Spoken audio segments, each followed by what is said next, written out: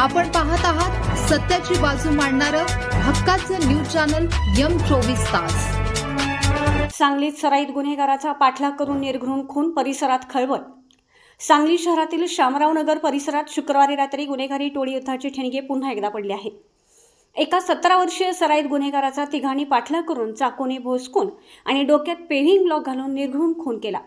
चैतन्य आप्पासाहेब तांदळे, राहणारा रामनगर, कोल्हापूर रोड असे मृत तरुणाचे नाव असून पूर्व वैमनस्यातून ही घटना घडल्याचे प्राथमिक तपासात निष्पन्न झाले आहे। चैतन्य तांदळे हा स्वतः सराईत गुन्हेगार होता आणि त्याच्यावर यापूर्वी खुनाचा गुन्हा दाखल होता। शुक्रवारी रात्री 11च्या सुमारास चैतन्य आपल्या एका मित्राला भेटण्यासाठी शामरावनगर येथे गेला होता। तिथून जात असताना आधीच दबा धरून बसलेल्या 3 हल्लेखोरांनी अचानक त्याच्यावर हल्ला केला। यावेळी चैतन्यासोबत असलेल्या त्याच्या मित्राने प्रसंगावधान ओळखून तेथून पळ काढला। हल्लेखोरांनी चैतन्याचा पाठलाग करून त्याला गाठले। त्याच्या मानेवर, पोटात आणि डोक्यावर वार करण्यात आले। एवढ्यावरच न थांबता हल्लेखोरांनी त्याच्या डोक्यात पेव्हिंग ब्लॉक घातला। या भीषण हल्ल्यात वर्मी घाव लागल्याने चैतन्याच्या जागीच मृत्यू झाला।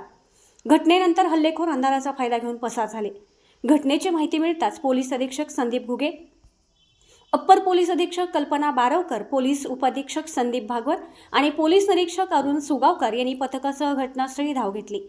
पोलिसांनी घटनास्थळाचा पंचनामा केला असून परिसरात तणावपूर्ण शांतता आहे। काही दिवसांपूर्वी चैतन्याच्या संबंधित हल्लेखोरांशी वाद झाला होता। याच वादातून हा काटा काढण्यात आल्याचे बोलले जात आहे। पोलिसांनी 3ही संशयितांची नावे निष्पन्न केली असून त्यांच्या अटकेसाठी स्थानिक गुन्हे अन्वेषण आणि सांगली शहर पोलिसांची विशेष पथके रवाना करण्यात आली आहेत।